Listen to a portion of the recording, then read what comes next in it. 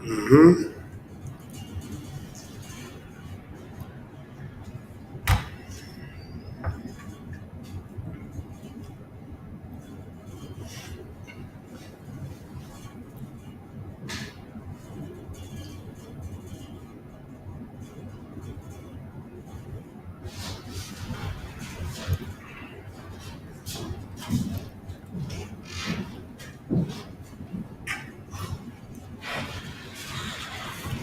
All right, Shalom, Israel, Yahweh, Bashim, Shabbat, Thumb, Yahweh, Shamar, Thumb, Bashim, Shah. Priest and officer 1000 Yadai. I'm holding class down until 12 show General Mahyman gets here. Now, black man, Latino man, First Nation man and woman, it's important for us to understand, man, that it's time for us to come back to our God. It's time for us to come back, you know what I mean, into the truth, to come back into the Israelite school of universal practical knowledge. This is the home of the truth. You know what I mean? It's not of the Israelite school of universal practical knowledge under command of GEN.YAHANNA. You are not in the truth. Right. The thing is, what separates us from everybody else is that we've been doing this since 1969, teaching that blacks, Latinos, and Native American Indians are the Israelites of antiquity. And this is the time period, black man, Latino man, and woman, where we cannot get caught up, you know what I mean, in Esau society, in the oppressor's world, which is called America. Because a lot of our people celebrated Christmas, you celebrated Thanksgiving, and you're gearing up to celebrate New Year's. Understand this, man, there is nothing new about the year beginning in January, on January 1st. What they don't understand is that you're really worshiping the Roman god Janus. That's the problem that our people can't comprehend, is that we want to be so fixated on what the oppressor tells us to do because it's popular, because everybody else is doing it. Let me guess, it's for the children. But what about what our God said to do? Black man, Latino man, and woman. If I could, let me get Leviticus 20 and 26. Make sure y'all type y'all questions in. So as soon as 12 show General Mahyman gets here, your questions will be queued up. And I'll be ready, you know what I mean, to present them to the general so we can answer your questions. Now, God is all for separation.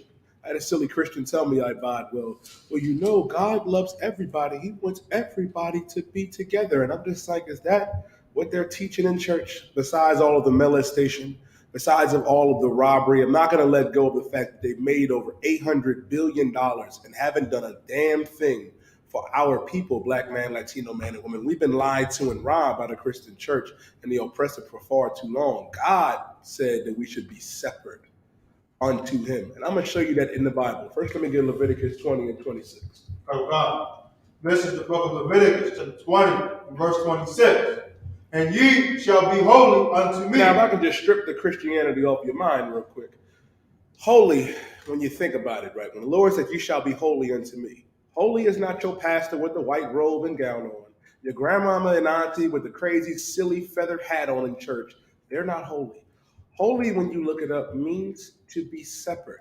God is telling blacks, Latinos, and Native American Indians, ye shall be separate unto me. Because we're a holy people, black man, Latino man and woman, First Nation man and woman, separate. God is saying that we should be separate unto him. That eliminates the oppressor. That eliminates the African, the Asian, you know what I mean, and the Filipinos and the Polynesians and Samoans and Tongans. That eliminates all of these other nations and their culture and what they want to push.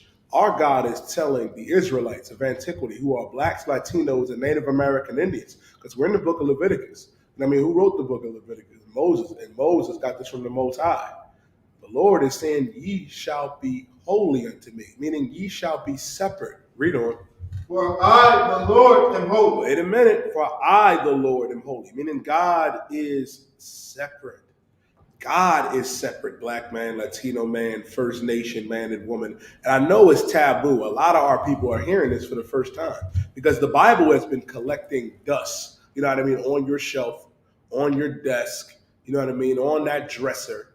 But this is Leviticus 20 and 26, and God is letting us know that he wants us to be holy, separate, because the Lord is saying, for I, the Lord, am holy. God is separate. He's our Father. He ain't everybody's Father. That's why Christ said, for our Father which art in heaven, hallowed be thy name. Meaning he's not everybody's Father. He's not your father oppressor. He's not your father African man and woman, Asian man and woman, but he is the father of the Israelites, that black and Latino man and woman, that First Nation man and woman. And we suffer here in America because we integrated with the oppressor in his society. And what have we benefited from that? What benefits do we get from integration? We get to eat at Woolworths, I buy Hayat. And you know what else? We also get over-policed by the oppressor, and we get killed and raped and destroyed by them. All of these things could have been prevented. When we were separate, we were better off. That's the problem. We were, fooled to believe, you know what I mean, that we just have to do everything the oppressor does. Now look at our First Nation brothers and sisters on those concentration camps. I'm not calling them reservations. We have to call it for what it actually is. Our brothers and sisters of the tribe of Gad and the tribe of Reuben are in modern day concentration camps. And Latino men and women, you know what I mean, are suffering in cages at the border. That black man and woman and that Latino man and woman are suffering in every ghetto and barrio all across the earth. Why? Because we decided to integrate with the oppressor in these other nations and follow after their gods and celebrate their New Year and their Christmas and their Thanksgiving. When our God is telling us that ye shall be holy unto me, meaning separate. For I, the Lord, am holy, meaning God himself is separate. And he took the time to separate us, black man, Latino man, and woman, from these other nations. Read on. And have severed you from And have what? Severed. And have severed you. What does it mean to have severed you? If I was to sever my arm from my body, it's no longer attached. And then the Lord saw us mixed with these other nations and said, you know what? I'm going to sever that black man. I'm going to sever that Latino man and First Nation man and woman. Why did God sever us from these other people? Read on. From other people, that ye should be mine. That ye should be mine. Meaning we belong to the Most High, so we can belong to God. The problem is our people don't realize when you go out there and you celebrate, you know what I mean, New Year's, or you're celebrating Christmas or your birthday or Thanksgiving, you're basically saying, I'm a slave of the oppressor. That's why the Lord said in Jeremiah 2:14, is Israel a servant? Is he a homeborn slave? A lot of our people are going to get up in the freezing cold, I buy, and go outside December 31st in like 20-degree weather and celebrate the oppressor's New Year. Black man, Latino man, and woman, now is the time to wake up. Everybody claims to be so woke, to be so conscious, but you're really being rocked fast asleep by the oppressor and their culture, their society, and their holidays and feast days, and God is against all of it. Right. God is against all of it. He told us, you know what I mean, that we should be separate unto him. For I, the Lord, am holy. For the God is separate and have severed us from other people that we should be his, meaning we belong to the Most High. Let me get Proverbs 3 and verse 31. The thing is, too, we look at the oppressor having fun. You look at the oppressor going out there celebrating his holidays, doing the things that he do, and say, you know what, I can do it too. No, we cannot. We are not on equal footing with the oppressor, black man, Latino man, and woman, and neither should you want to. Our God said in Deuteronomy 7:6 that we are a special people and above all people that are upon the face of the earth. But the problem is we have this envy of the oppressor and their lifestyle to go and do the things that they do. And I'm going to show you that our God is against that as well. Right. If the oppressor wants to go out there in the freezing cold December 31st, let him do it. Right. They want to go out there and celebrate Valentine's Day, celebrate their birthdays and their holidays. Let them do it. We have high holy days and observances that we have to keep, black man, First Nation man and woman, Latino man and woman. We got the Feast of Purim coming up. You know what I mean? We have the Passover, which is going to be in Cocoa Beach, Florida, the Feast of Unleavened Bread. We do it up better than the oppressor anyway. There's no reason to envy the oppressor in any of their ways. Read what you got in Proverbs. This is the book of Proverbs, chapter 3, and verse 31. Envy thou not the oppressor. Read again. Envy thou not the oppressor. Envy thou not the oppressor. Do not envy the oppressor. Understand this, and I have to tell you this, black man, Latino man, and woman. You're not free, white, and 21. What do I mean by being free, white, and 21? You can't do the things that the oppressor does. You're not on equal footing. You for sure can't live like him.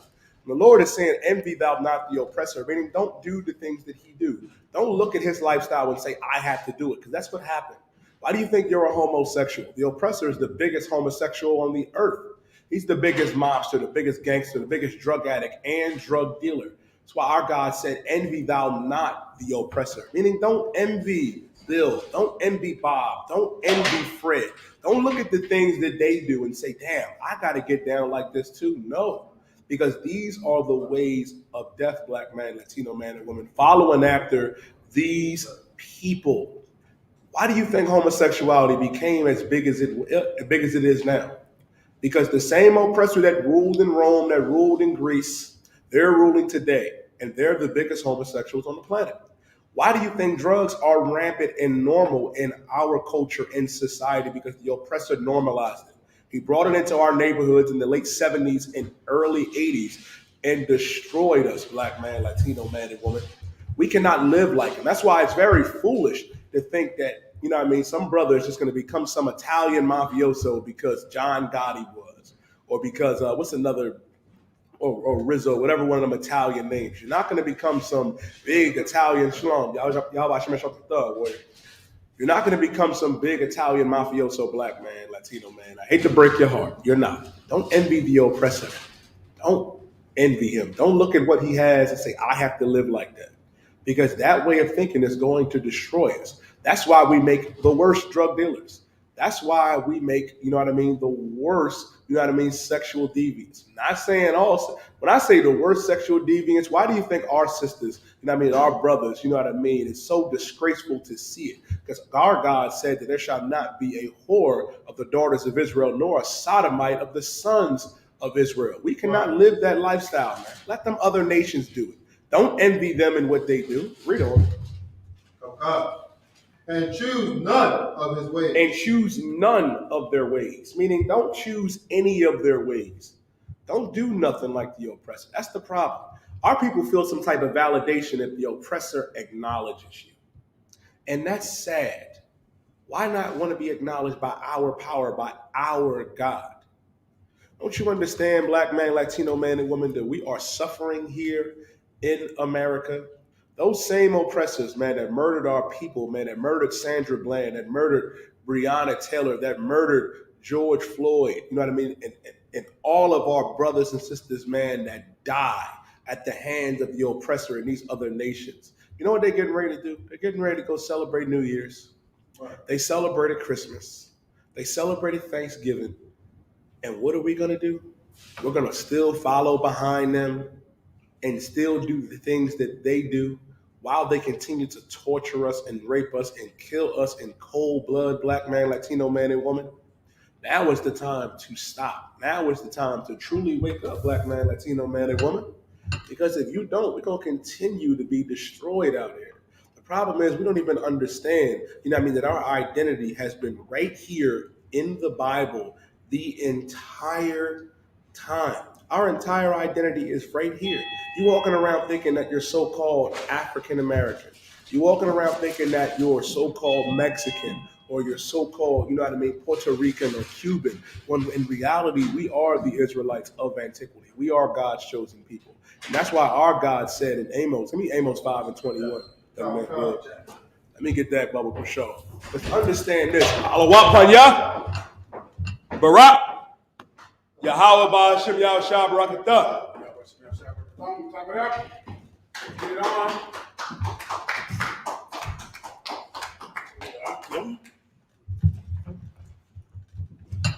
We get your questions. You ready to get it on? I'll take them from you. Damn it. You got a phone on you real fast, sir? Call it, cousin. Quick call if you don't mind, all right? Call it, cousin.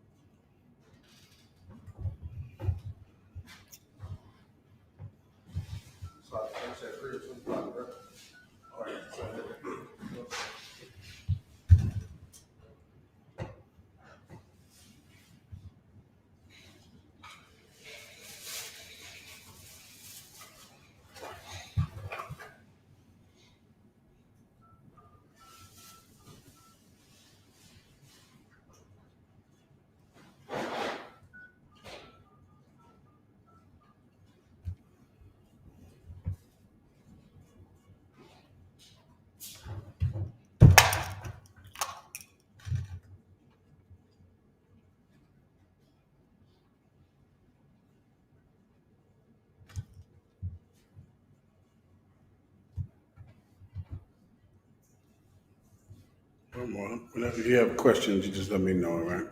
I actually have a question myself, sir. Okay. Go ahead, Doc. My question was Abraham's wife Sarah his sister? Or was he just saying that to He was just saying that. Colin? I'm familiar with the breakdown. I broke this down to someone recently. His sister, like the sister we are right now with every Israelite. She was his sister, meaning she was his flesh and bone, which was Adam's directive. She was in his family, but she was not his sister in the direct sense like you and I would say today. But you and I also would call any black woman a sister, any Hispanic woman your sister. And that is, of course, what Abraham was doing. What you need is, he called her sister because she was of his flesh. She was flesh of his flesh, bone of his bone, meaning she was a wife that he got from his own family. You get my point. But she wasn't like you. All right. Good to go. No sweat. All right. Questions. Let's get it. Anything else? No questions online yet, sir. Okay.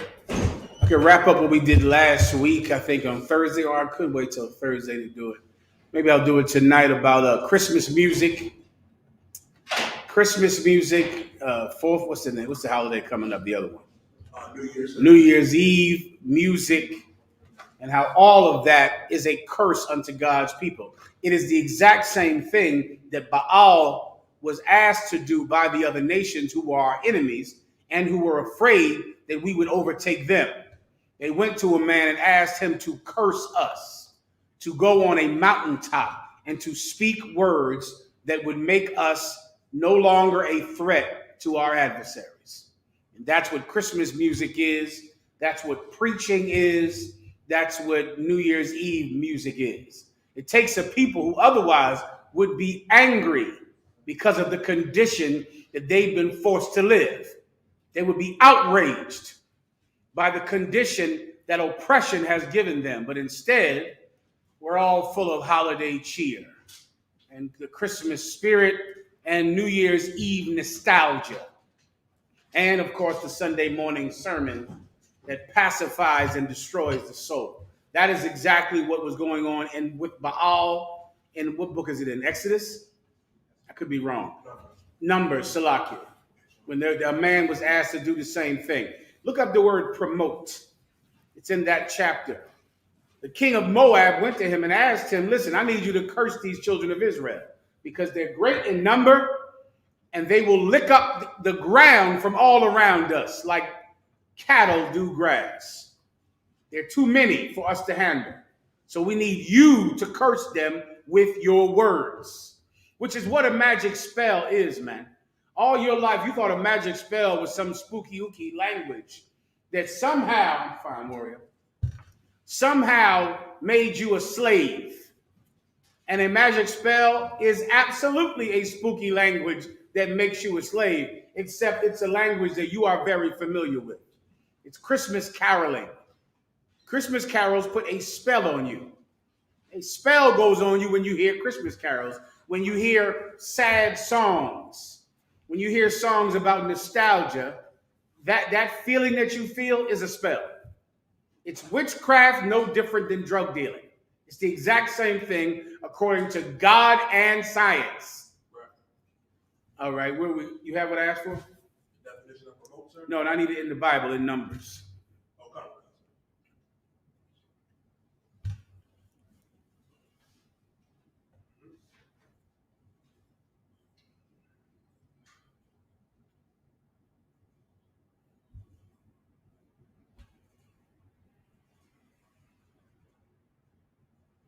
Let me see that phone one more time.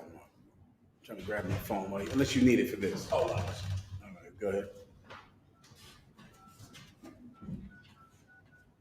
Go ahead. So,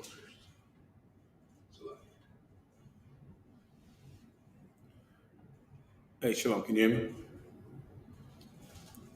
Hello? Shalom, I think I left my phone, all right?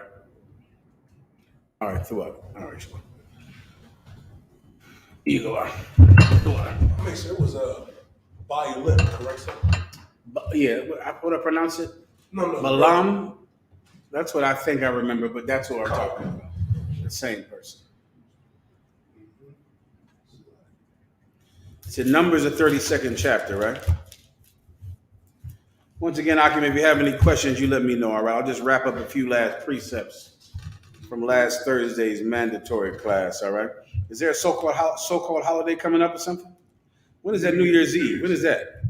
New Year's is New Year's Eve service. That's Friday. New Year's Day is Saturday, sir. I got you. Okay, well, I'll break down New Year's Eve this Thursday in the mandatory class, all right? Or mandatory online class. Okay. With me? It's not 32. Numbers 22. Numbers 22. Want to start at verse 1, sir? Yes, please. Numbers chapter 22 and verse 1. And the children of Israel set forward and pitched in the plains of Moab on this side Jordan by Jericho. And Balak the son of Zippor saw all that Israel had done to the Amorites. And Moab was so afraid of the people because they were many. You understand that? This is what you need to understand. That gospel music, Christmas music, Valentine's Day music, if that exists, and New Year's Eve music, to understand that it is a spell and it is witchcraft. Focus in right here. Read it one more time. The book of Numbers, chapter 22 and verse 3. And Moab was sore afraid of the people. Moab was what? Sore afraid of the people. Who is Moab? The so-called Chinese. And Moab was sore afraid of the people. They were afraid of us. They were terrified of us. Now think about that, and now think about your condition now. Now a Chinese person has no reason to even respect you, to even treat you with any dignity. Well, there was a time when they were sore afraid of you, terrified of you. Continue. Because they were many. Because we were what? Because they were many. You think about it today with the Chinese in our neighborhood. They own the stores, but we are the populace in that neighborhood. There's far more black people than it is Arabs in a black neighborhood, or than it is Chinese or Koreans. We greatly outnumber them, and back then they were terrified of us. They were terrified of us for that reason. Continue. And Moab was distressed. And Moab was distressed, Doc. He was scared, nervous, distressed. Keep going. Which is where the term stress comes from, all right? The term stress comes from distress. Continue. Because of the children of Israel. Because of who? Because of the children of Israel. They were afraid of us at one time, Mark. Terrified of us. Stressed out over our massive numbers as compared to theirs, which still exist today. Continue. Verse 4. And Moab said unto the elders of Midian, now shall this company lick up all that are round about us. They said, what? Man, listen, this company, what's a company? A military force. Like F Company or B Company. This company will lick up everything around us. Meaning we would drink up all of the water, take their flocks, take their cattle, take their grain and their resources. We'll take it all. And they couldn't stop us because it was too many of us and God was with us. Continue.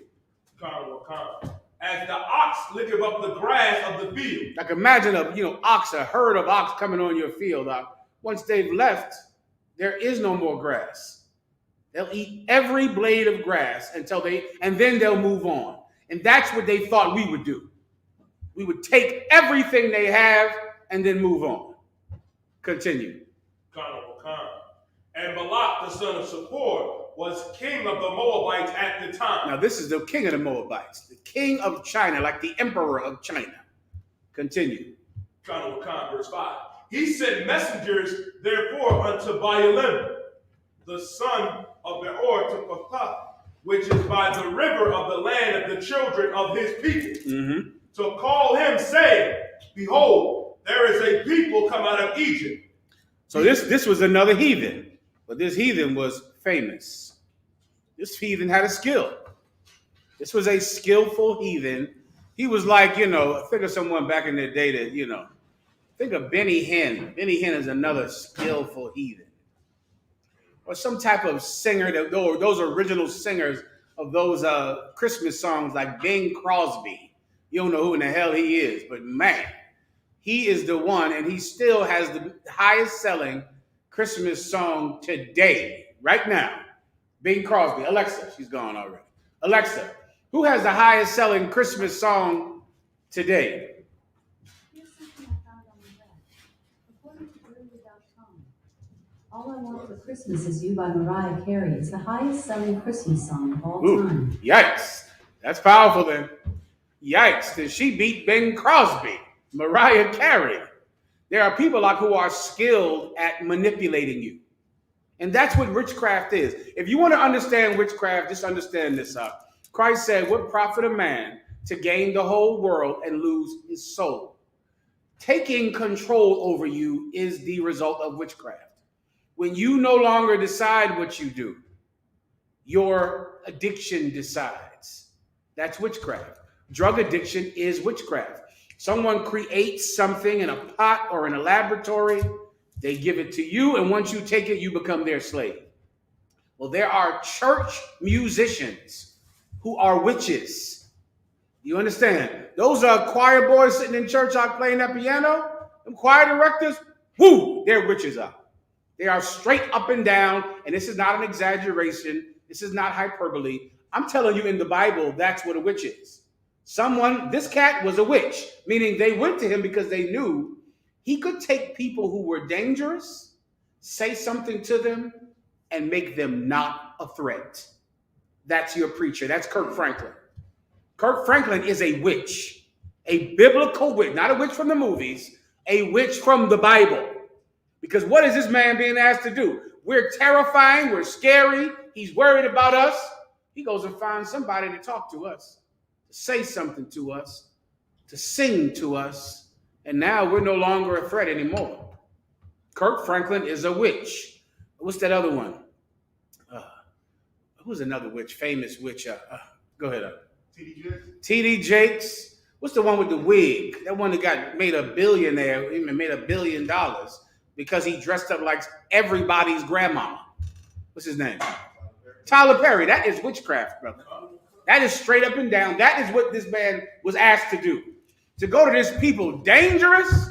Black people, white women are afraid to walk around you with their purse. They lock their doors when they see you. You go into a store, they follow you all through the store because they're terrified of you. And you became somebody in a dress, and millions of people liked it, and now he's a billionaire because he made you, he nullified the threat. Now you're not a threat anymore. Now you are the likable black person that everybody, likes to have around. You're the non-threatening black person. And how do you become non-threatening? Church music, gospel music, Christmas music, and Old Lang Syne, which is that stupid nostalgic song that they sing for New Year's Eve.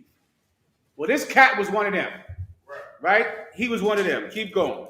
Concert. Behold, they cover the face of the earth, and they abide over against me. Come, now therefore, I pray thee, curse me this people. Do what? Curse me this people. And that's what you need. You need to know what the curse was. How do you know what the curse was? How were we before the curse? Who can answer me that question?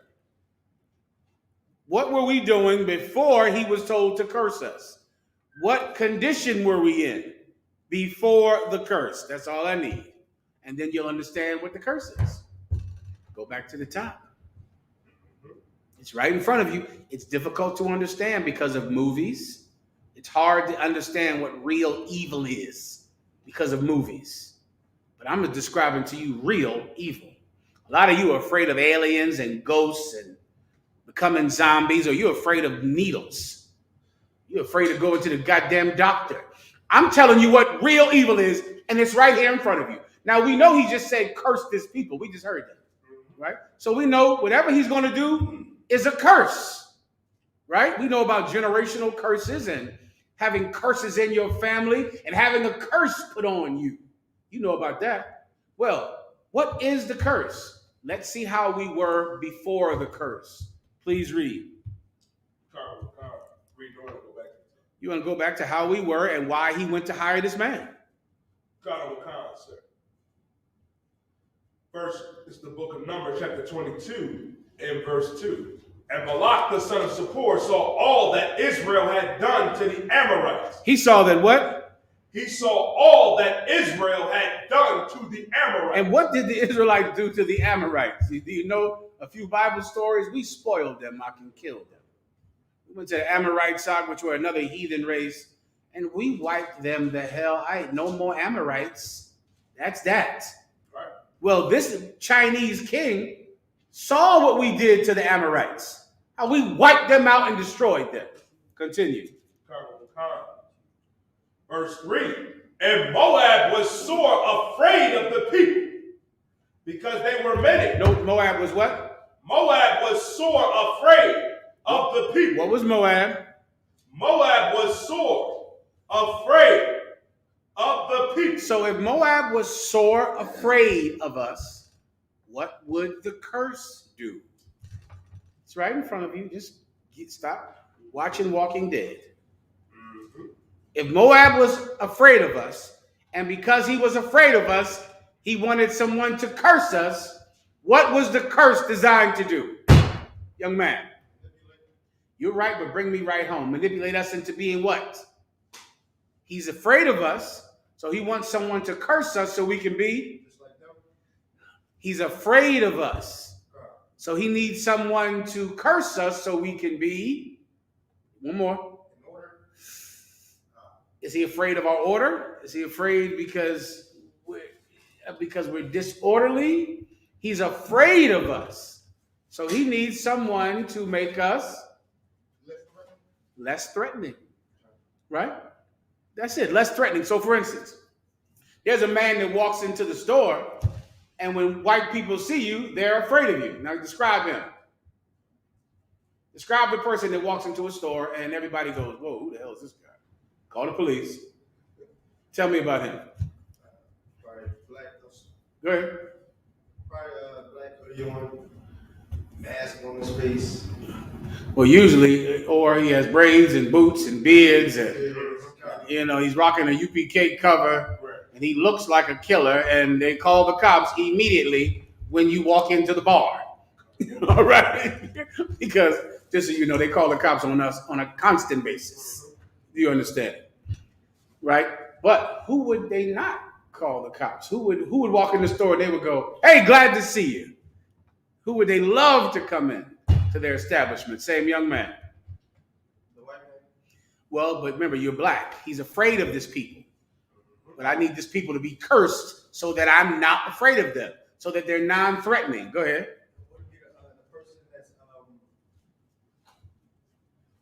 What would he be wearing?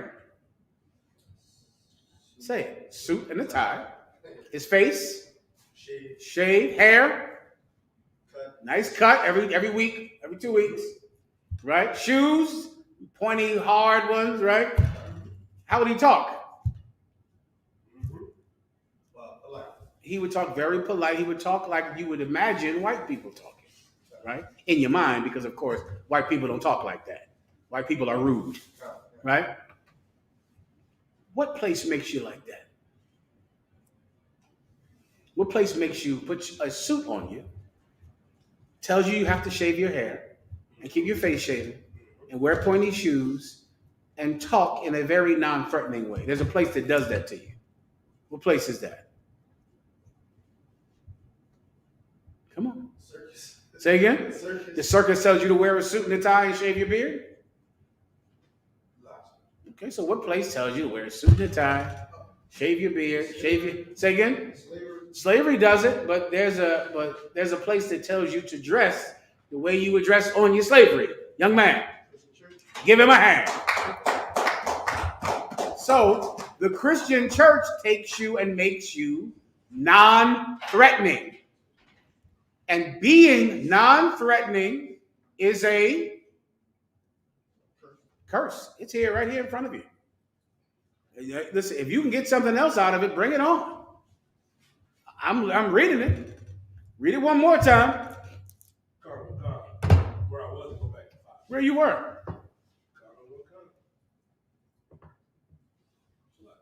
And Moab was so afraid of the people because they were many. And Moab was distressed because of the children of Israel. Keep going. Sir. I'm going to drop down to verse 5. No, keep reading that. To keep reading it when he said, I need your help with these people. Read that. And Moab said unto the elders of Midian, now shall this company lick up that are round about us, as the ox licketh up the grass of the field. And Balak the son of Zippor was the king of the Moabites at the time.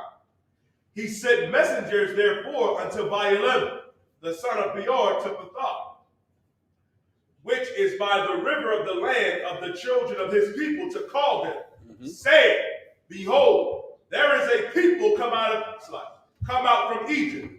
Behold, they cover the face of the earth, and they abide over against me.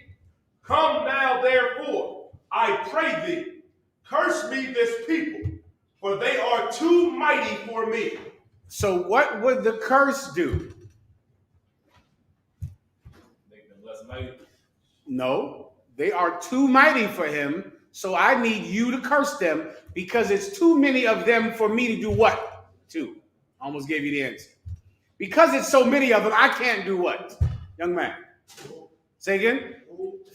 Because it's too many. Think logically. Think like in a war. I just gave you the answer.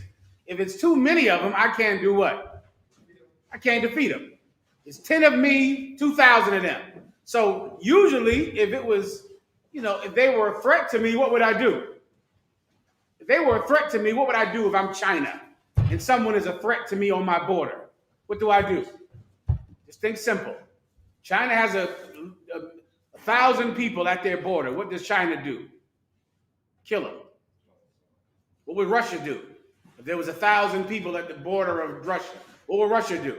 Kill them. What did America do when the North American Indian were a threat to them? Kill them, right? But what do you do if it's 2 million of them? If it's 2 million of them, I don't have a military option because it's too many of them. So then what do I have to do then? I have to fight with psychological war. I can't defeat them in numbers because it's too many of them. So instead of fighting them with swords or guns, I change their mind. And church is where you go to get your mind changed. Church.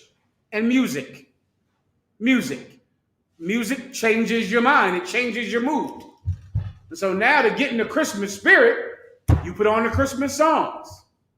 When you want to get sad about your mother dying, you play that song. When you want to miss the girlfriend that left you, here's a song you play. When you want to go rob somebody and kill somebody, here's a song you play. Music gets you in that mood. Well, the Chinese needed us to change our mood because they couldn't fight us because there was too many of us. And this man that they went to go hire, he knew how to manipulate you into the mood that stopped you from being a threat. That is the Christmas spirit. That's it. Do you know that those people that bust open those doors, you heard of doorbuster sales, right? Now, this I have thought many years being in my service under Commandant General Yohanna. It wasn't until recently, because we're in the last days, that people just kind of did the obvious thing. If it's 1,000 of you and you can bust the door in, do you know that people for years since I was a child were busting open the door to stores to buy the stuff? Now let that get in your head. Let it get in there, brother. They were do you know what a doorbuster sale is? Everyone know what a doorbuster sale is. Tell me if you don't know. You know what it is, Oh, thank the Lord for that. A doorbuster, someone pull up a doorbuster sale in here. Put it up on the screen. A doorbuster sale is something that they have usually Thanksgiving night. right? Black Friday. And it's where, brother, I'm talking about at 5 a.m. You got 5,000 people out in front of the Target and the Best Buy at the door. And they open up the doors like 5 a.m. or 6 a.m. or God knows when. And when they open, and people are waiting outside the door.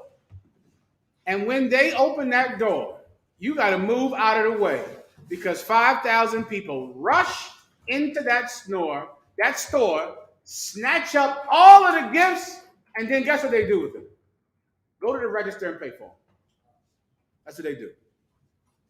And for years, I'm in the truth in the UPK because, of course, with Commander General Yohanna, I am very threatening. Of course, in righteousness and love and kindness and sweetness, right? But I always wonder, why in the hell are you going to the register? Like, if you could bust open the door, right, and take over the place, what do? Bust it open and then what? Go stand in line at the register to pay? It used to always blow my mind, and I used to go, that's the Christmas curse. It's like the demon, like, let me in this store. Give me that toy. Give me that toy, mother effer. How much is this? Thank you. I'll take that for my son. Thank you. Play it. Go ahead. Is this the video? This is the picture. Play the door busting. Go ahead. Please. I remember when the riots was happening, and everybody was going inside the store looting. And you was bringing out how they prepared us with all the door busters set up. Brother, okay, because we're in the last days, the curse is wearing off. And that's what you're seeing out in the street.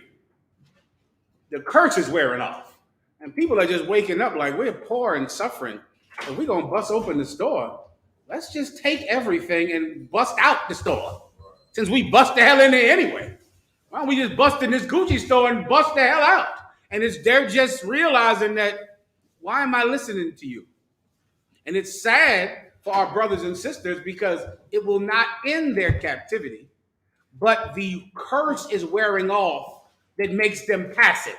Do you understand? Now, what you're going to have to do is get into the truth because there are men who are skillful at changing the minds of people as well. And those are the priests in the Israelite school of UPK. We also do it in here. But we don't do it to make you passive. We don't do it to curse you. We do it to bless you. And that's what this man did at the end of the story. Go ahead and play it, Salaki.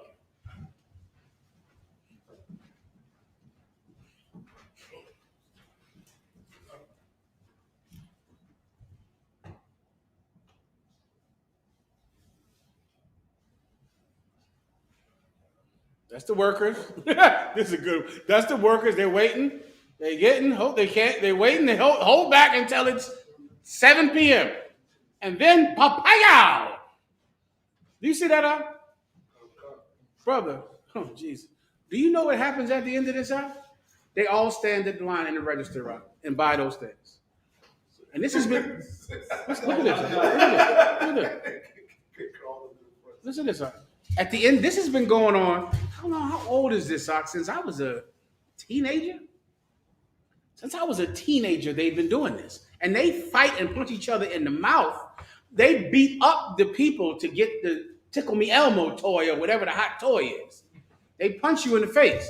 But after they punch you in the face, and your mouth is bloody, they take the toy and walk to the cash register and pay for the toy. That is a curse. That's witchcraft. If you punch a man in the face to get the video game, why in the hell won't you walk out the store with the video game? You punched a man in the face to get the game. Because the curse says, buy. Do whatever you have to do to buy. And that's why the stores want you to bust in this door. Because they know you're cursed. They know you're going to bust in this store out. And you're going to fight people to get in the store. And at the end, you're going to get in line like a good boy. Like a good girl. They know it. That curse is wearing off. Sorry, Target. Sorry, Gucci. That curse is wearing off. That's it right there. Please. If I could, like, even with these holidays are, it's a lot of, what's the best way to say? It's like a tradition that the man and the woman and the family on the night of Thanksgiving, yeah, y'all, we're gonna. They sit out there with lawn chairs. Yeah. And wait, and then they kick in that door, brother, woo, and they go fighting for things. Then they stand in line till they get enough cash registers up, people out there to make your purchases, and that's that. Keep going. What I'm reading about here is where this comes from: the curse of gospel music, the curse that turns you into an army that now is passive, and now you're not a threat anymore. And doorbuster sales for 30 years were not a threat to department stores ever. They were promoted, even called doorbuster sales. I didn't make that name up. That is what stores call them. Stores say, come on down to the doorbuster sale at, give me the store. What's the one that sells all the video games? Walmart or whatever. They promote it as a doorbuster sale so that you can do it. They raise the price all year of products just to lower them to the real price for the doorbuster sale. So then you go, half off, I'm gonna punch you in your mouth for that video game. Sir, could I take this video game thing? Can you scan this, please? And then you go get it scanned. And you pay for it. That's a curse. That's the point you got to get in your brain as you're reading this. Keep going. Sir. Do I have questions online? You. Okay, I'm gonna wrap this up. Go ahead. Numbers chapter 22 and verse 6. Come now, therefore, I pray thee, curse me this people, for they are too mighty for me. So now I'm gonna skip down. So now the cat, when he heard it, he went home and had a dream. And then he was riding his donkey, and his donkey refused to move because the Most High just kept interfering in his life.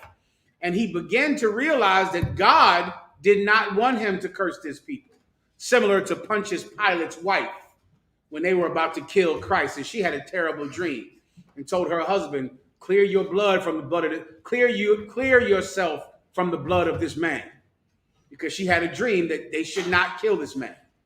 So Pontius Pilate said, I wash my hands of this man's blood. This death is on you. All right. And he blamed the Jews who sought to kill him. Of course, God still holds him responsible. All right. But it's similar to that story. He kept having dreams. Finally, he told them, listen, I can't do it. I can't curse these people because of these dreams. And then the king of Moab, the king of China, who was trying to hire him, went to beseech him again. And this is what he said. You're going to skip down to Numbers 21, sir. 21 and what? Numbers 22 and 21 were the angels. Not that. I broke that down already. Give me Numbers 21 and 16 to 17. Numbers chapter 22 and verse 17. For I will promote thee unto very... I'm sorry, 16. Numbers chapter 22 and verse 16. And they came to Balaam and said to him, thus saith Balak the son of Zippor, let nothing, I pray thee, hinder thee from coming unto me. So this is a message he's sending to this witch. Who's a witch? Kirk Franklin, T.D. Jakes, them old choir directors on that piano, that old sodomite that knows how to push them keys and make them women dance. You ever see that in church if you've been there forever? Or there's some cat that gets on that piano in church, y'all. And my mom dragged me to church for about a summer until I just rebelled. All right? And I remember, brother, it was some cat that get on there and he go, and everybody starts crying. And then, Jesus, and then the cat would just go, like that, and the place would lose its mind. They would flip up, run up and down the aisles, and I, as a kid, would go, what in the fuck is happening in there? Because I didn't understand it because I wasn't a church boy.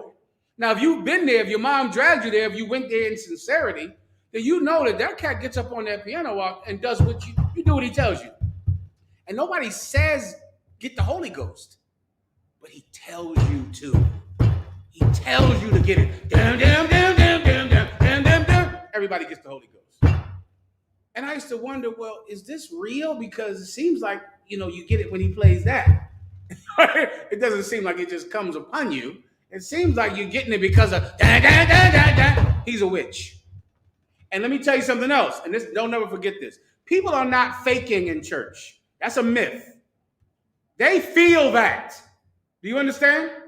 Those women are not, those tears are real. That dancing is real. That feeling is real. They are not faking. They are feeling an amazing emotional rush that some witch knows how to create. Do you understand? He's a witch. Choir directors are witches. Band leaders in church, witches. Musicians who know how to move your emotions so that the other nations can be at ease and not worry about you becoming an army. He's a witch. She's a witch.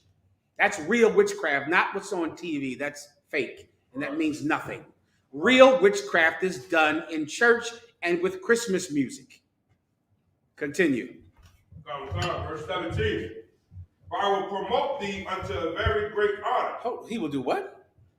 For I will promote thee unto a very great honor. So he wants him to go speak these words to do this thing that he does. And to get him to do it, he's telling him he will what? Promote thee. He will do what? Promote thee. Now, where have I ever heard that phrase used? I promise I will promote you. I will give you promotion. I will promote your CD, Salaki. Your, what do people do now? With music. If you, a lot of you out there, I'm sure, rap, right? You damn near can't help it, right? So now, have you ever heard of the term, I need promotion? And who is supposed to promote you? Who are you praying every day when you're making all your freestyle raps? Who are you praying will give you promotion? Some big record label, or Jay-Z, or come on, man, give me some names of people who do music. I was about to say Soul Train, but that ain't true, right? Who's the one with the Def Jam? Def Jam. You're a good rapper, and you would be famous if you could get some promotion. If someone would promote you. This is what he's promising this cat right here. He's saying it. Come on, man, do this for me. I will promote you. I will put you on all the music videos and on the radio stations, and you'll be on air. You'll be on the New Year's Eve when they drop the ball. You'll go on all the talk shows. That's promotion, Hakim. And that is the same word they use today when they go to you to get you to become their witch. And now the song you sing or the rap you say will not be what's your artistic belief. It will be Christmas songs because that's the highest selling songs in history. So you're going to be Run DMC. When I was a kid, Run DMC made a Christmas song. I remember thinking, like, what in the hell is this? About Santa and everything. Santa. It was a rap. And the thing sold about 1 jillion copies. Play Run DMC's Christmas song. Alexa, play Run DMC's Christmas song.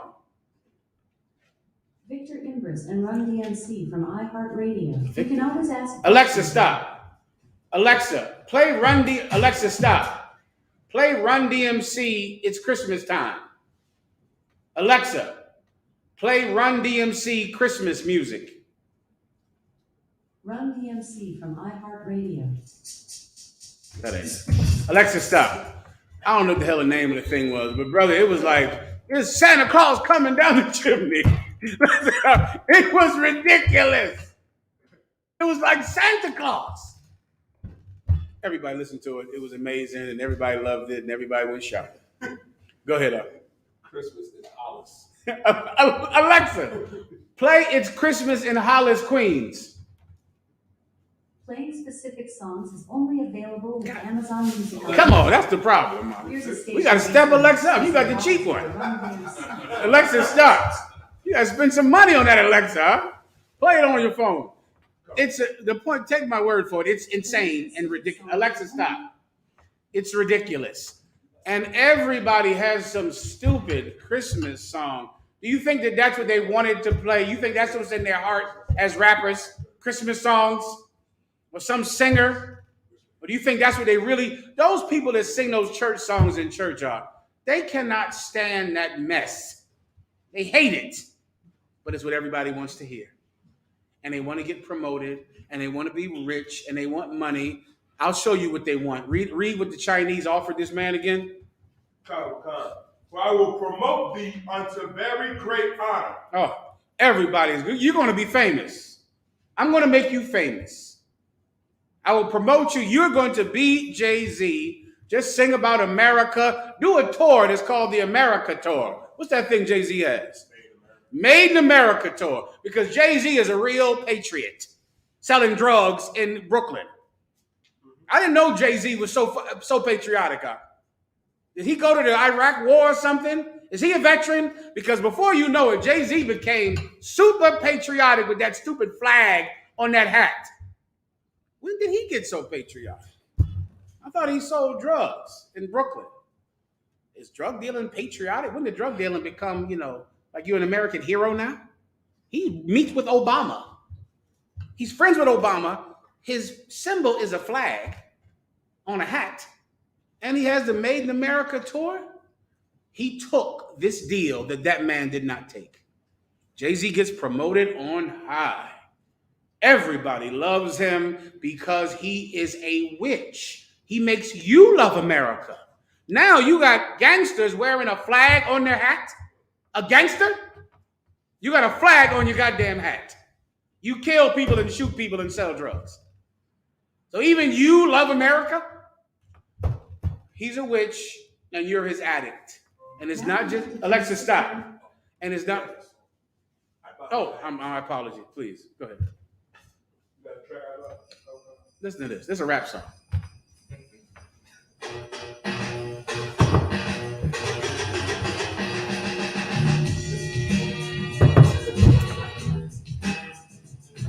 If I could, sir, like someone that just spoke it up, I heard it. Then you can hear it. I'll give you a couple minutes of this.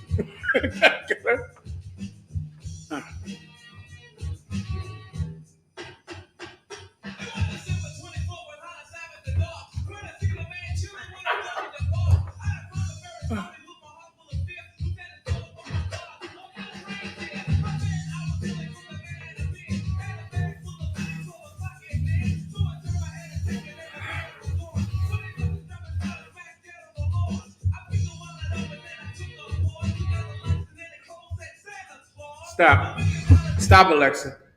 See, they were out in Hollis, Queens in the park at night. Some cat, he was ill. He was sitting on the bench. He had a big beard on.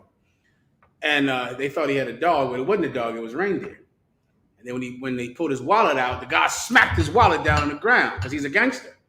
But then when he looked at his wallet, it says Santa Claus on the wallet. Now, that's a rap song.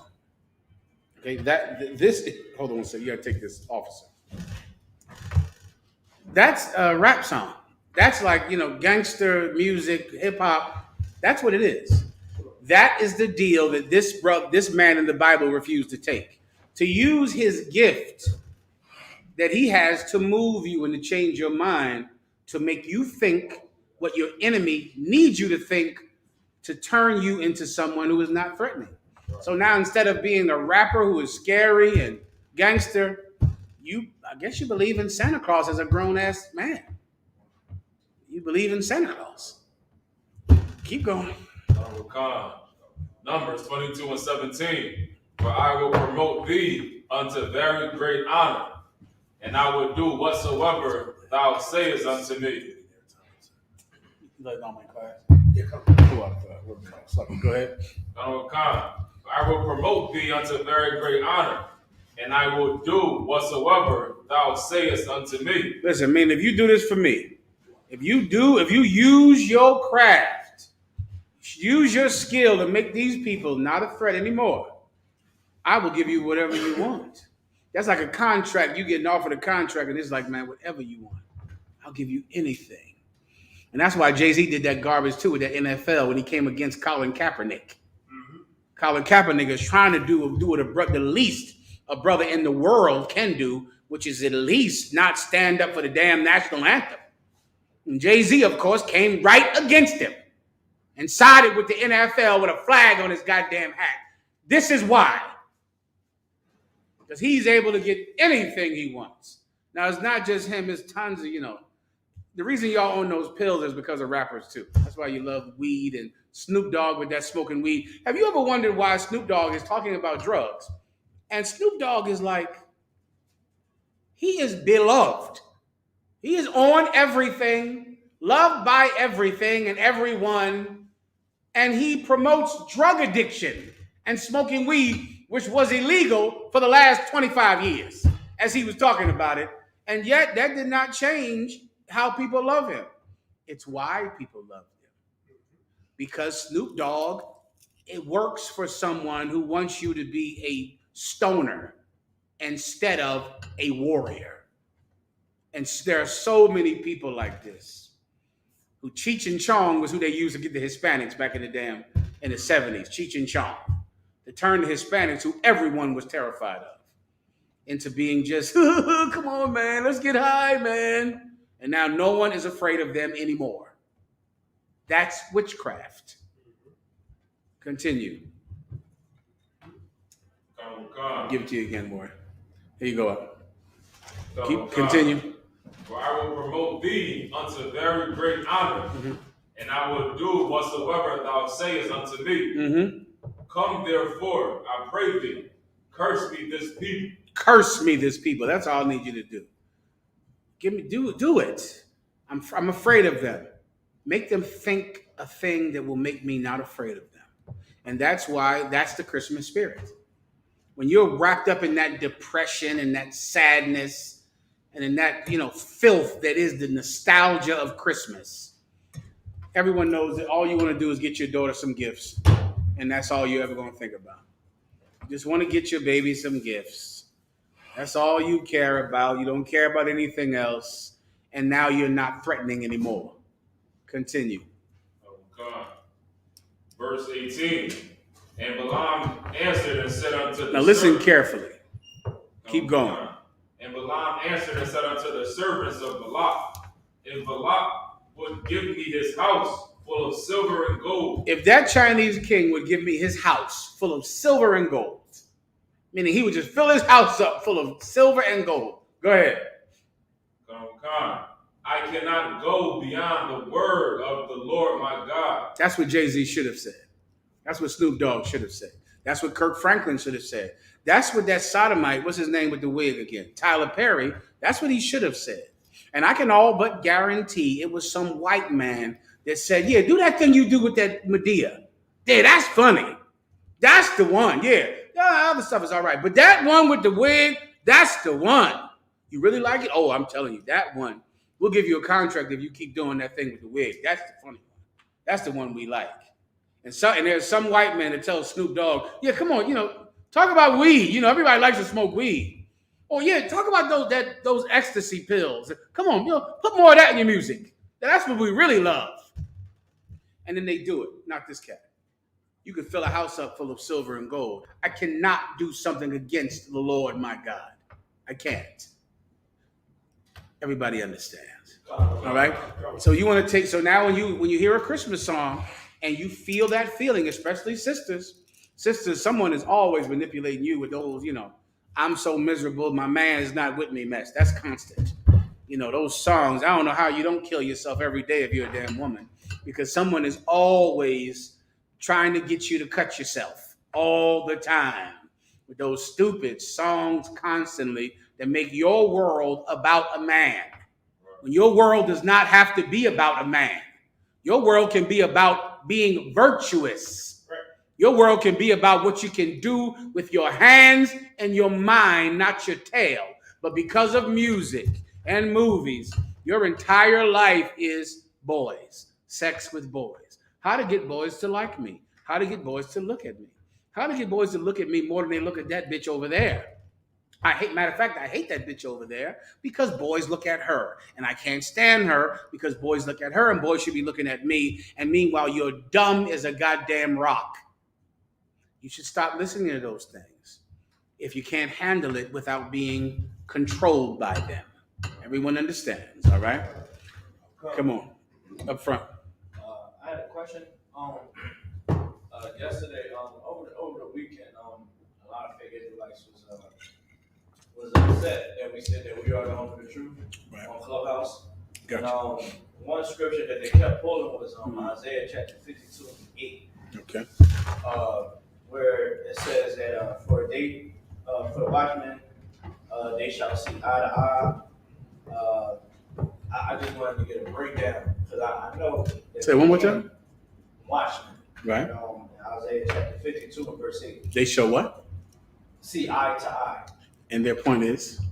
That they are watchmen, and because we say that we don't know the truth, this scripture proves that they don't have to be inherited to be a watchman and to be the 144,000. All right, let's read it. Go ahead, pull it, please. This is the book of Isaiah, chapter 52, verse 8. Thy watchmen shall lift up the voice. With the voice together shall they sing. For they shall see eye to eye, when the Lord shall bring again Zion. Okay, and what's the Israelite group that you were battling with this? Various. That's a good word you just used. That's the perfect word to use. Why are they various Israelite groups as opposed to one Israelite group? Let him answer. I'm asking you. Oh, come. Oh, I mean, well. Meaning you're on there, you're on the chat house.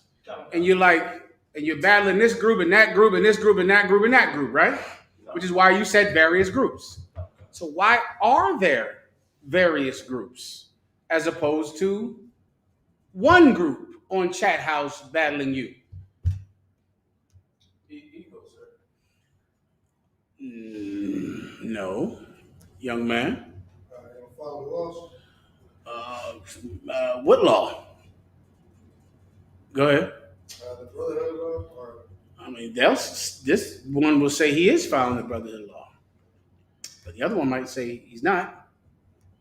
This one says you don't have to cover your head when you pray. The other one says you do. This one says this commandment means this. And the other one says that commandment means that. If you're battling various Israelite groups, then by definition, that would mean that they, blow my mind, warrior in the back, That they don't see eye to eye. give him a hand. Because if they were the watchmen, then there would be one Israelite group, right? There wouldn't be various Israelite groups, right? The only thing they agree on is that they hate how bold we are. Right. They don't agree about the Bible. How do I know for a fact they don't? It's right in front of you. Because they start their own camp. Right? If they sew together, right? We're the problem, right? So if they're so together, why don't they just all join the same camp and follow the same thing and believe the same thing? That's what you and I did. Because Nakar, you and I, finish my thought, we see eye to eye. We follow the same person. We believe in the same thing. We dress alike and look alike. You understand? You know how many times somebody say, "Are you related to him?" I'm not related to him. You understand? They think we're related physically, but we're not. We think the same thing, do the same thing. We are the same because we're the watchmen. Because we see eye to eye. They're not the watchmen because fake Israelite groups don't agree on any goddamn thing. They don't see eye to eye. I don't know why he pulled it. I don't even get the point. Why would you even pull this scripture when you're the house of David, you're the GOCC, you're the purple one, you're the one that wears red and white, you're the one that follows him, you're the one that follows him, you're the one that believes in the book of Enoch, you're the one that does not, you're the one that believes in the truth. What in the F are we even talking about? Why would you pull a scripture that says the watchmen see eye to eye? Why would you pull that? When this scripture proves that the Israelite School of Universal Practical Knowledge out of 1 West 125th Street, Harlem, New York, under commanding General Yohanna, is the home of the truth, and there is no one else in the truth but 1 West. No one. Here's another reason, because we see eye to eye. All of us. Right. We don't have any division at all. You could go to Texas and it'll be like you're here. You understand? It'll be like you just move your seat to Texas and it's the same.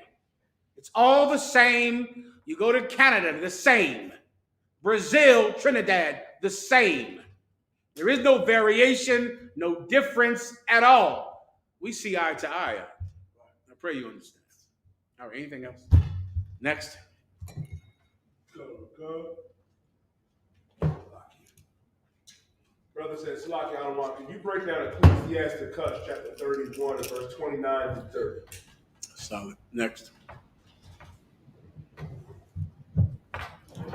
I'm still lost though. Okay, in the car, I still don't get what was their point about the eye to eye. Were they saying they do see eye to eye?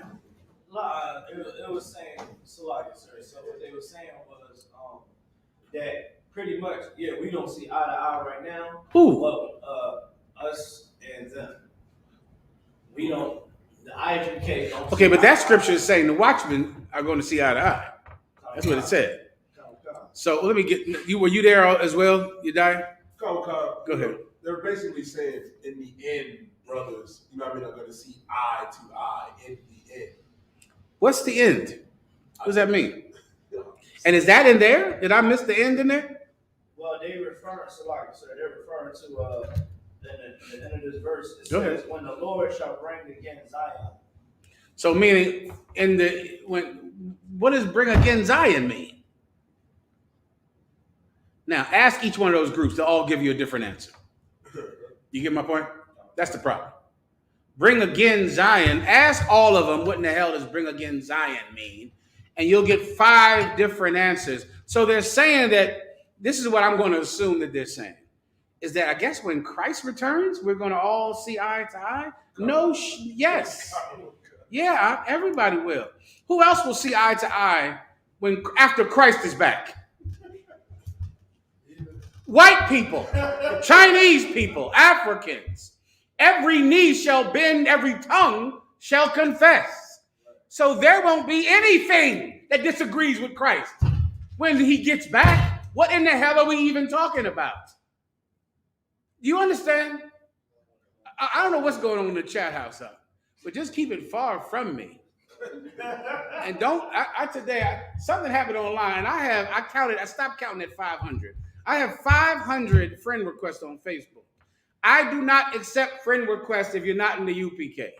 I don't know who is telling somebody to talk to me, but stop doing that.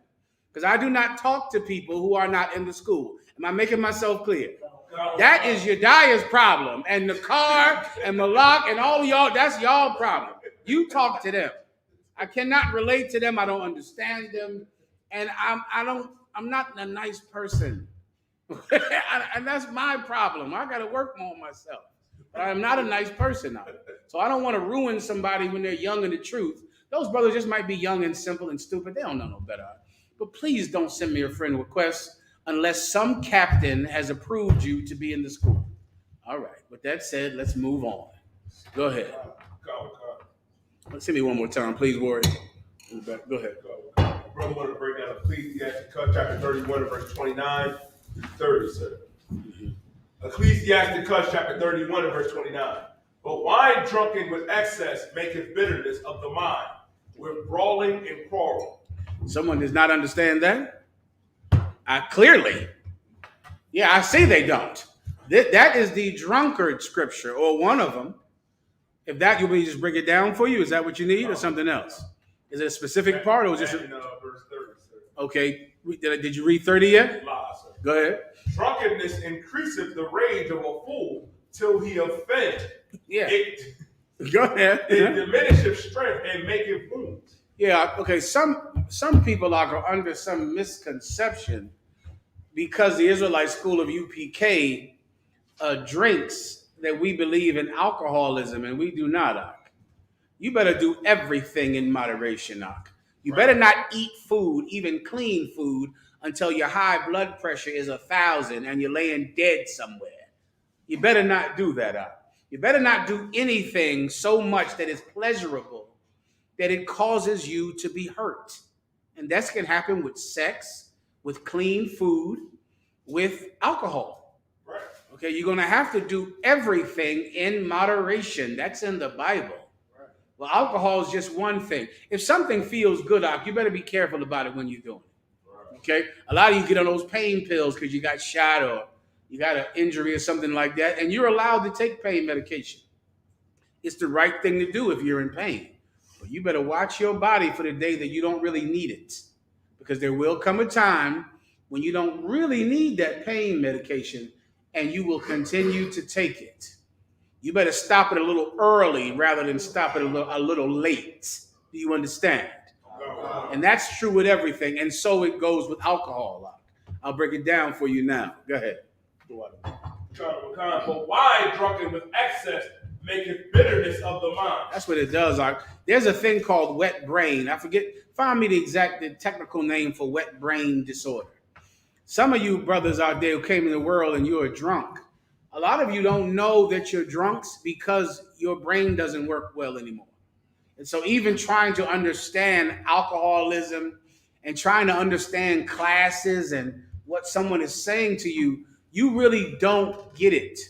And it's because you have wet brain disease. I'm giving you the colloquial name for wet brain disease, but it's another name for it, all right? When the brother finds it, you let me know.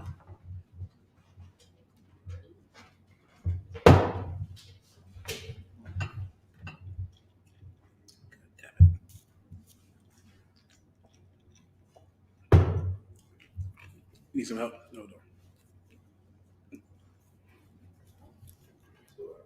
There, I get it for you. I got it right. What brain disease? Yeah, what is it called? That came up. And wet brain disease also came up too. Wet brain is an informal name for Wernicke-Korsakoff psychosis syndrome, which is a type of brain disease caused by undue alcohol consumption.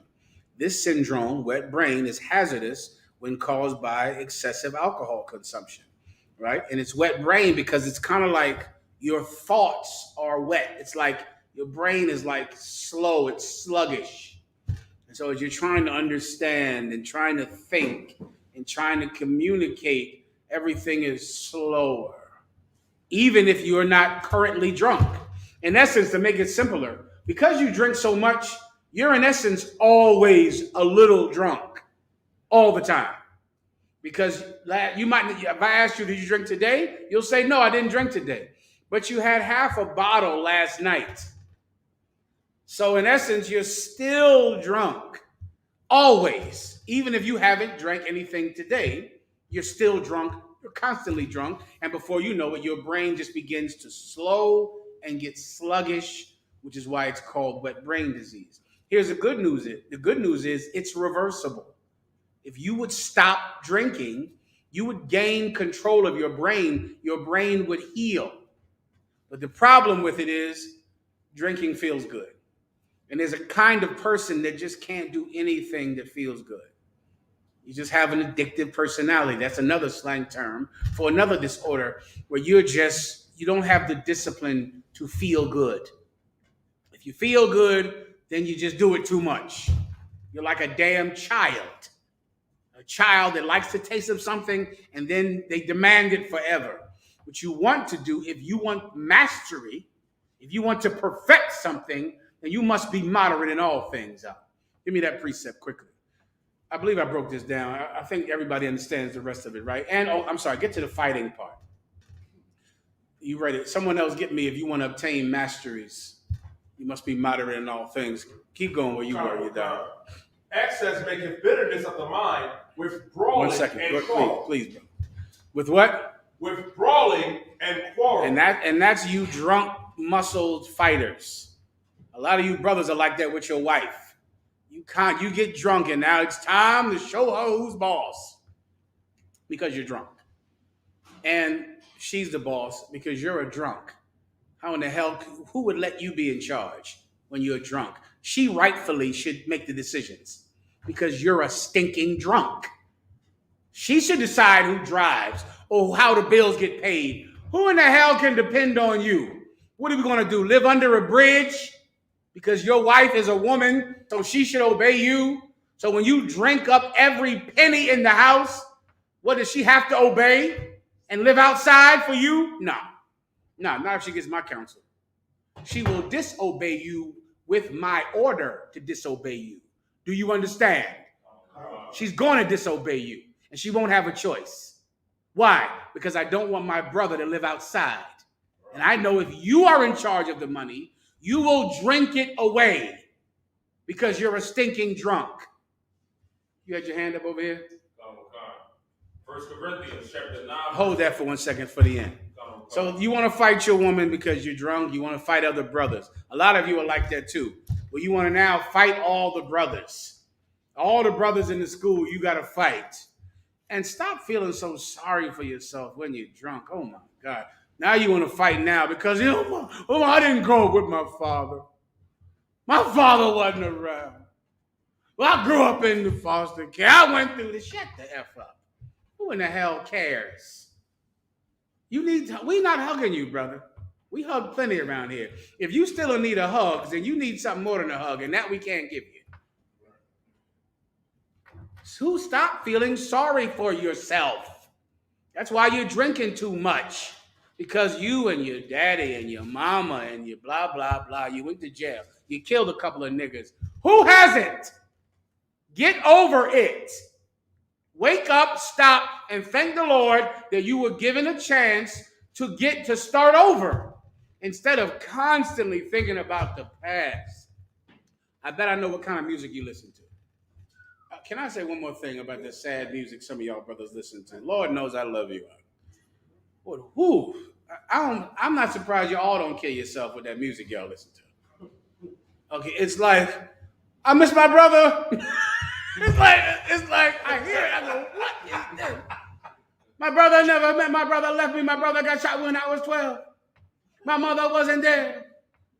I miss my brother so much. If he could see me right now, I wish I could see my brother. I said, I'm going to kill my damn self. Turn it off. You are alive, huh? Do you understand? Instead of being a victim, your life story could make you a survivor. That's what you could be. The same story, the same death and destruction and foster care and misery and prison. Instead of it making you a victim, that story could make you a survivor if you could change the thinking that's in your mind. That same story would just make you a soldier or make you someone that can't be stopped in the name of the Lord. That stuff didn't stop you. Not having a father didn't stop you. You're still here. You had no male role model, and you're here. And you're still here. Why isn't that something to be praised instead of to make you sad constantly? Because you never had a father, and some witch gets on your playlist to make you more sad so you can get more high about not having a father. Everyone understands. So now you want to fight everybody because you're drunk, because you're just stupid and disgusting and vile, and no one feels sorry for you. No one cares at all. If there's one thing I learned in the UPK that saved my life is no one gives a F about your problems. Do you understand? You come in here to help other people with their problems. That's what saved my life. What saved my life is to do this to myself. I have a personal life and a family with a history and more terrible things than you have in your life. Please believe me. But that is not my concern. Your life is my concern. Her life is my concern. So I am not concerned with my life. I'm concerned with yours. And that kind of focus, brother, is what saved my life. Do you understand? Now, if you decide not to do it, then listen, man, get yourself some pills and some weed and a bottle and just cry, but I won't be crying with you. And please don't call me at 3 a.m. drunk, as if I should listen to you because you're drunk at 3 a.m. when I'm not going to listen to you, nor do I care what you do when you're drunk. I don't even give a damn. Does everyone understand? Continue. Verse 30. Drunkenness increaseth the rage of a fool till he offend. That's what happens. Now The whole key is that you're the kind of person that can't handle pleasure. Today they might say you have an addictive personality. In the Bible, they would call you a fool. You're just a fool. And because you're a fool, you can't drink. Because you're a fool. You can't have a woman because you're a fool. You can't eat food because you're a fool. So because you're so foolish, anything that's good really is going to hurt you. Right? So it increases your what?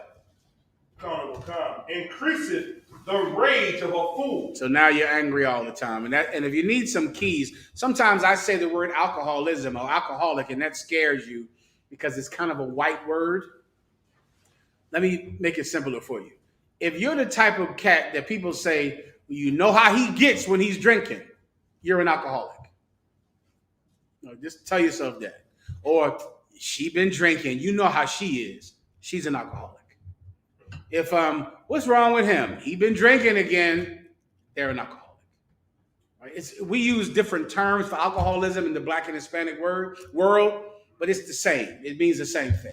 If you're someone that gets drunk if you're the type of person that, really, you just had a little too much, and that's why you're in this fight, you're an alcoholic. All right? Alcohol should not change your behavior from good to bad. It shouldn't. If it does, you are an alcoholic. Is that simple enough to understand?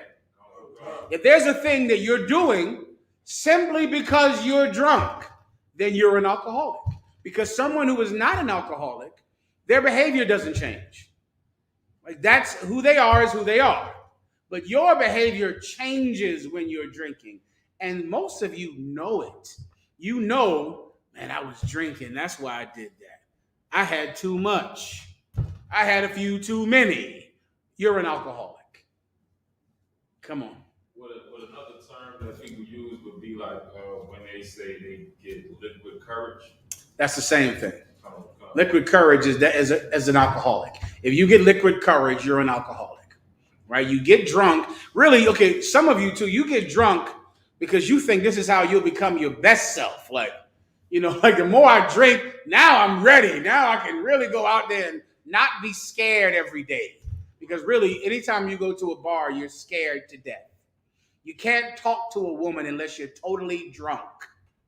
And guess what? Then you do have the courage to talk to her and throw up on her shoes.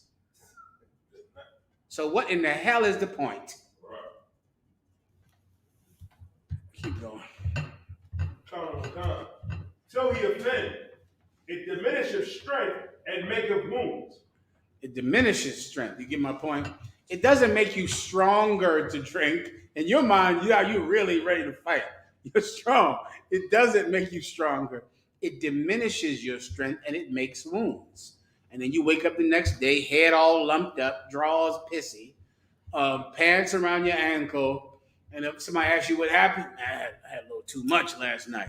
You're an alcoholic. Everyone understands. Now I'll read the precept. Did we read 30 out? Go ahead. 1 Corinthians chapter 9, verse 25. And every man that striveth for mastery is temperate in all things. Let me take you to the next level, to the other side. If you're in the UPK, you're not just a civilian or a citizen. A citizen can't be a drunk because he'll ruin his life and ruin his family. But if you're in here striving for mastery, if you want to be an officer in a UPK, you want to make 5,000 one day to never get searched again? You hit 5,000, you don't ever get searched. And some of these searches, they worse than when I came up. They searching y'all brothers now. I don't know if I got searched that well. It takes 10 minutes for y'all to get searched. They getting every bit of you. All of you. They getting. I go, I don't know if they searched me that rough when I was officer of 50. But that's what you get for being officer of 50. That's what you get. That's on you. Because if you want to make 5,000 one day where you do not ever get searched again, and that takes forever, then you're going to have to master this thing. You're going to have to master it, become an expert at it. And if you're not becoming an expert at it, then, it's your fault. You can't be a drunk and master being a priest. There's just no way to do it because you're going to have to master everything. You're going to have to be temperate in everything. There can't be a thing that you do too much that is harmful to you or your nation. That cannot be. Right? Because you'll never master being a priest if you're someone that does not have self-discipline. Everyone understands? Continue. Now they do now they do it to obtain a corruptible crown. So it's comparing this to someone that's like an athlete. You know, a corruptible crown, which is those crowns of laurel leaves that they would wear when you would win in the Roman games back then. Right? They would put leaves around your head. So those athletes at that time did all of that simply for a crown of laurel leaves. That's why they ran so hard and trained so hard and dieted and lift weights and ran, simply to get a crown of flowers around their head, of leaves. Keep going. But we is incorruptible. But us, we're getting a crown of gold. Right. Of gold around our head. Right. God damn it, you think you would work like it.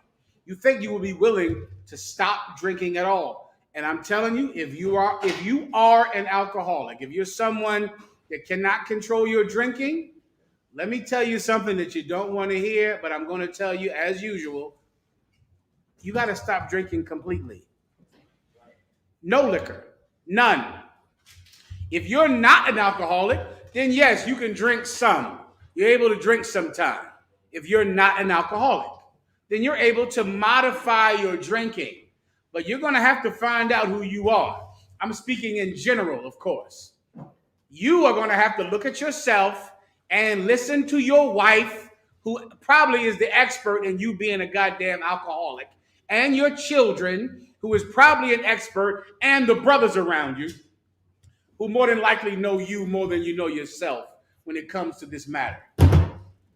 And if you're able to drink, you can drink some. But if you are a drunk, it will never work unless you give it up completely. Do you understand? Oh, God. Next. Where are we at? Next, any questions online? Salakia.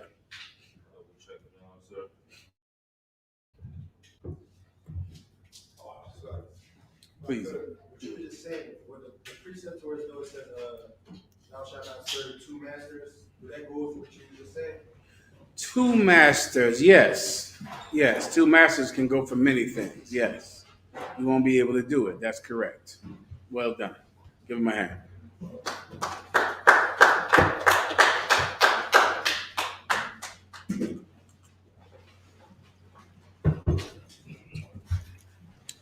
No question.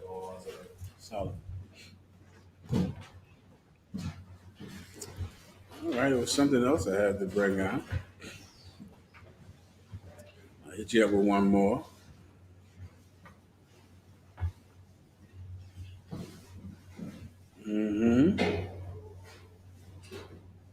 Oh, it was something else I had to bring.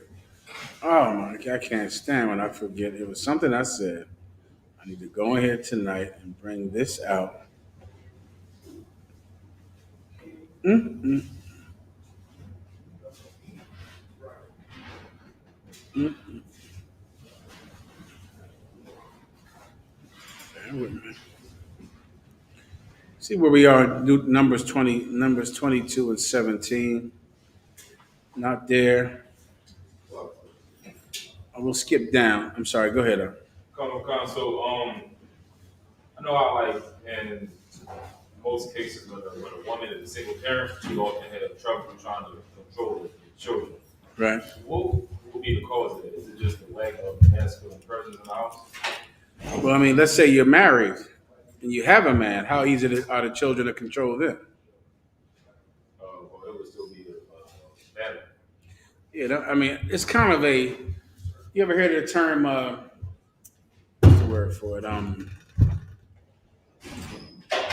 Antithetical. Some term. It's some term that means you believe this is evidence for a thing. Anecdotal. Alexa, what does the term anecdotal mean? The adjective anecdotal is usually defined as pertaining to, resembling, or containing a short account of a particular incident or event, especially of an interesting or amusing nature. Stop, Or Alexa. more. Stop. That's anecdotal, meaning most black people take a small amount, Salakia, most people take a small amount of information and then with that information form some opinion on the thing that's large. And that's usually, this is how you can always tell when they're doing that. When they say black women, black men, if that term comes up, they're really talking about their life and assuming that this is how life is for everyone. For instance, let me give you a few. Black people can't ever come together. Who is coming together? Do white people come together? I think I heard of World War I, Right. World War II. I think they're about to fight World War III right now. Have you heard of Russia before in your life? Have you heard of the mafia? Right? Have you heard of the Irish mafia, the Jewish mafia? Have you heard of bank robbery? Anyone ever heard of that, right? White people don't come together either. Right. Nobody comes together. Else you wouldn't have borders and laws and people killing each other and wars. Right? No one comes together at all. But the term black people don't ever come together is because you're looking at your life and your neighborhood and you assume that's how the world is. I'll give you another one. Black women, are not submissive. Who is the submissive person, the woman out there? Is it white women? Are you sure? Have you ever heard of family court? Have you ever heard of divorce lawyers? Has anyone ever heard of the term divorce? You know who's getting divorced, right? White women. They're getting divorced. Have you heard of Tiger Woods before in your life? Tiger Woods had a white woman too. And he had sex with a whole lot of other white women. And she damn near beat him to death with a golf club, to be poetic. And this myth, have you ever heard of hell hath no fury, like a woman scorned? You ever heard that term before? Who is that about? Shaniqua? Keisha? Alexa. Hell hath no fury like a woman scorned. Who said that? I don't know that one. Come on, Alexa. Someone look that up. Hell hath no fury like a woman scorned. Tell me who said that. Do you understand what the term means? The term means if you scorn a woman, hell hath no fury like a woman who you have rejected or who is angry at you or hurt by you. When you get it, let me know. Then I'll break down the point. All right. William Congreve. Who is it? He was an author. During what time? Keep going.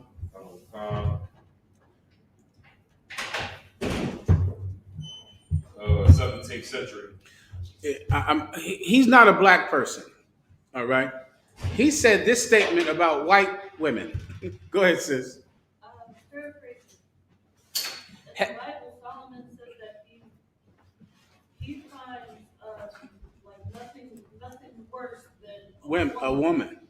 The point I'm Exactly where it is. no, it's Ecclesiastes 7:7. You're absolutely right. The point I'm trying to make is about anecdotal information, meaning don't take a little bit of something and think it's because it's true to you, it's true in general. That's a mistake. And if you're battling someone who really knows something, they're going to make you look very, very dumb. All right? So now take me back to the question again. As far as single mothers having trouble raising. Perfect. Everyone has trouble raising kids because kids are rebellious and they don't want to do what the hell you tell them. Right. So even if you have two parents in the home, the father might have to take off his belt every now and again. Right. Why? Because raising children is difficult, whether you're single or not. Now, what's the reason that we always say single mothers have problems raising kids? Because most of our mothers are single. So we assume that because they're single, it's not because they're single, it's because they have children. Children are a problem. You understand? Children are difficult to raise, whether you have them alone or not. Now, if you have them alone, it's even harder. You get my point? So what you really, I mean, if that's your point is, I believe, why are children bad? Is it because their mothers are single? Well, pretty Go much ahead. why was that? Why is that the notion? The notion comes from anecdotal information, from making anecdotal facts. It's not a real fact. It's not true. All children are difficult, right? Because you give me one brother, he's going to complain that his father was never around. Give me another brother, he's going to complain because his father was around. Do you understand? One brother never had a man in his life, so he's sad. Another one is sad because he had a man in his life, and that man whooped him whenever he got locked up. Whenever he would do something bad, he would beat him with a belt. And now he's mad because he has a father. This other one is mad because he doesn't have a father. Here's the point. Childhood is difficult. That's what's true. You get my point? What's true is children are pulled in so many directions. They don't have discipline because they're babies, they're children. They're easily seduced by everything. And it is very difficult to raise a child. And if you're going to raise one, you're going to have to be strong. You're going to have to be caring and considerate and kind and nurturing and a disciplinarian and someone that is strict. And you're going to have to say, I love you every day. And you're going to have to chastise them every day. It's a difficult job to raise a child. You understand? If you're doing it by yourself, it's even harder. That's what's true and not anecdotal. Do you understand? All right. Anything else? With that, pass the class over to the police officer in the car.